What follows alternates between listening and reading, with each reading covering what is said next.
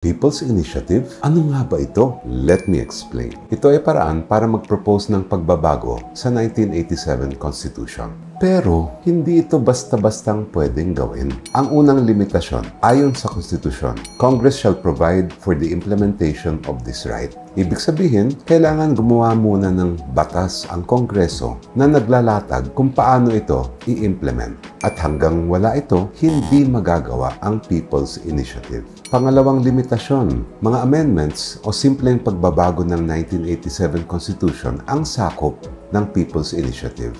Hindi pwedeng i-revise ang struktura ng gobyerno o ang kapangyarihan ng mga sangay nito. Sa madaling salita, hindi madaling gawin ito. So bakit ipinagpipilitan nito ngayon? Sa kabila ng mga urgent na problema, dapat siguro usisain natin kung sino ang naglabas ng napakalaking pondo para sa People's Initiative. Ito ba talaga ay para sa tao o para lang magkaroon ng mas mahabang termino at mas maraming kapangyarihan ang mga nasa pwesto? Dahil kung talagang para sa tao ito, ang kasalukuyang konstitusyon naman ay may matibay na pagkiling sa kapakanan ng bawat Pilipino. Mas mabuti na tuunan muna ng pansin ang mahusay na pagpapatupad nito. At yan ang sagot natin sa tanong na